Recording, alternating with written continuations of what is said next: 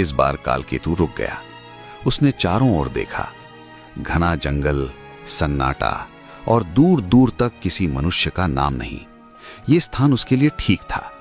उसने सत्यवती की ओर देखा और जोर से हंस पड़ा। उसकी हंसी इतनी भयानक थी कि जंगल के पक्षी भी अपने घोंसलों में छिप गए। भ्राता, अरे भोली चिड़िया, कौन सा भाई, किसका भाई? तूने सच में मुझे अपना भाई मान लिया? सत्यवती के पैरों तले से जमीन खिसक गई। उसके चेहरे का रंग सफेद पड़ गया। ये आप क्या कह रहे हैं?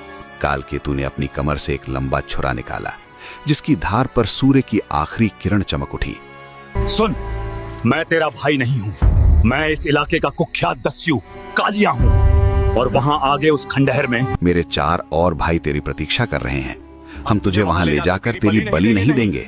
नहीं, तुझे तो हम अपनी दासी बनाएंगे और तेरे घर में जो पुश्तैनी गुप्त धन गड़ा है उसका पता तुझसे निकलवाएंगे। सत्यवती स्तब्ध रह गई। उसे अपनी भूल समझ में आ गई। लोभ और भावना में बहकर उसने स्वयं को संकट में डाल दिया था। वो अकेली थी, निहत्थी थी और एक हथियारबंद राक्षस के सामने खड़ी थी। लेकिन हे श्रोताओं, यही सत्यवती के चरित्र की सच्ची परीक्षा थी।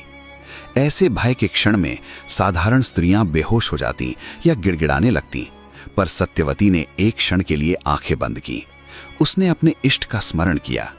जब उसने आंखें खोली तो उनमें भय नहीं था, बल्कि एक अजीब सी शांति थी, वैसी शांति जो तूफान से पहले आती है। वे अलाव के चारों ओर बैठे थे। उनकी परछाइयां दीवारों पर नाच रही थीं। कालकेतु ने आवाज दी, भाइयों देखो, मैं क्या लाया हूँ। चारों ने पलट कर देखा। सत्यवती को देखते ही उनकी आंखों में वासना और क्रूरता उभर आई। इससे वातावरण और भी भारी हो गया। उनमें से सबसे बड़ा, जिसका नाम भैरव था, खड़ा हो गया। उसका शरीर पहाड़ जैसा विशाल था। वो धीरे धीरे सत्यवती की ओर बढ़ा। वाह कालिया, तूने तो कमाल कर दिया। सोना नहीं लाया, लेकिन उससे भी कीमती चीज ले आया। सत्यवती अब उन 5 के बीच घिर चुकी थी। न बाहर जाने का कोई रास्ता था, न कोई उसे बचाने वाला। ये अधर्म का अड्डा था और वो अकेली धर्म की निशानी थी। तभी सत्यवती की नजर एक कोने पर पड़ी। वहां हड्डियों का एक ढेर लगा था, शायद उन अभागों का जो पहले यहां लाए गए थे। उसके रोंगटे खड़े हो गए। उसने गहरी सांस ली। खेल अब शुरू होने वाला था।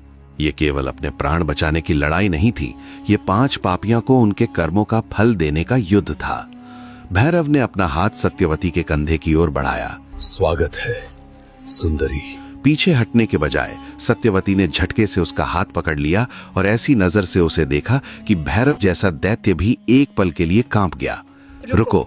सत्यवती की आवाज में देवी जैसा आदेश था। मुझे छूने से पहले ये जान लो कि मैं कौन हूँ। मैं कोई साधारण स्त्री नहीं हूँ। मैं कुलनाशिनी हूँ। जो मुझे गलत नियत से छूता है उसका वंश नष्ट हो जाता है। चारों ओर सन्नाटा छा गया। 5 भाई एक दूसरे की ओर देखने लगे। क्या ये स्त्री पागल है या सच में कोई भयावह शक्ति है?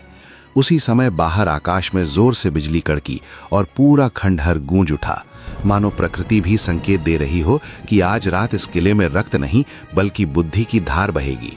सत्यवती फंस चुकी थी। सामने 5 क्रूर हत्यारे थे और रात अभी शुरू ही हुई थी। बाहर बिजली कड़क रही थी और भीतर सत्यवती की वाणी ने कुछ क्षणों के लिए सबको स्तब्ध कर दिया था। कुल नाशिनी, ये शब्द उस खंडहर की पत्थर की दीवारों से टकरा कर गूंज रहा था। दस्यु दल का सरदार, पहाड़ जैसा विशाल भैरव एक पल के लिए ठिठक गया। उसकी आंखों में वासना की जगह अब संदेह आ गया था। भैरव ने एक कदम पीछे हटाया, फिर जोर से ठहाका लगाया। वो हंसी खोखली थी, बस अपने साथियों का डर मिटाने के लिए। कुलनाशिनी, पागल औरत, हमें डराएगी? हम वे हैं जिन्होंने मंदिरों के कलश और मरे हुए राजाओं के मुकुट तक नहीं छोड़े। तेरा श्राप हमारा क्या बिगाड़ लेगा? सत्यवती ने पलक तक नहीं झपकाई। उसका चेहरा शांत था, जैसे गहरे समुद्र का पानी। उसने मन ही मन सोचा, क्रोध इनका हथियार है और लालच इनकी कमजोरी। मुझे इनके क्रोध को नहीं, इनके लालच को जगाना होगा, इतना कि वही इनकी बुद्धि को खा जाए। वो धीरे से किसी रानी की तरह पास ही पड़े एक पत्थर के चबूतरे पर बैठ गई। उसने अपने पैरों की धूल झाड़ी और बहुत सहज स्वर में बोली, बैठ जाओ मूर्खों, बेकार में अपनी मृत्यु को बुलावा मत दो। तो मैं कब का वो मंत्र पढ़ चुकी होती जिससे तुम सब भस्म हो जाते। पर उसने जानबूझकर बात बीच में रोक दी। पांचों चोर चौकन्ने हो गए। काल केतु जो उसे यहां लाया था आगे बढ़ा। सत्यवती ने उसकी ओर देखा। उसकी आंखों में अजीब सी चमक थी। पर मैं तुम्हें मारना नहीं चाहती, मैं तो खुद उस अभिशप्त धन से छुटकारा पाना चाहती हूं। मेरे पिता ने मरते समय कहा था कि वो गुप्त धन केवल उसी को मिलेगा जो 5 महापापी होंगे, और आज तुम पांचों को एक साथ देखकर मुझे पूरा विश्वास हो गया है कि वो धन तुम्हारे ही भाग्य में लिखा है। धन शब्द सुनते ही उनकी आंखों में फिर वही लालसा चमक उठी। तीसरा भाई, जिसका नाम बकासुर था, लंबा, पतला और चालाक, लालच में अपनी जीभ होठों पर फेरने लगा। कैसा धन? कितना धन है? सत्यवती ने आकाश की ओर देखा, जैसे याद कर रही हो। इतना धन जिसे गिनने में तुम्हारे जैसे 100 लोगों की 7 पीढ़ियां लग जाए। मेरे पूर्वज मगध सम्राट के गुप्त खजांची थे। जब राज्य पर आक्रमण हुआ तब उन्होंने राजकोष का सबसे कीमती हिस्सा, रक्तमणि और हीरों से भरे 7 कलश हमारे घर के नीचे बने गुप्त कक्ष में छिपा दिए थे। उन कलशों की रक्षा के लिए यक्ष तैनात हैं। उसने अपनी आवाज धीमी कर ली। लेकिन उस खजाने को खोलने की एक विधि है, एक बलि और एक मंत्र। मंत्र मेरे पास है और बलि। सत्यवती ने पांचों को एक एक करके देखा। उसकी नजर ऐसी थी जैसे वो किसी जानवर को परख रही हो। बलि किसी जानवर की नहीं, बल्कि विश्वास के चाहिए। भैरव गर्जा। सीधे बोल, तुझे क्या चाहिए? सत्यवती खड़ी हो गई।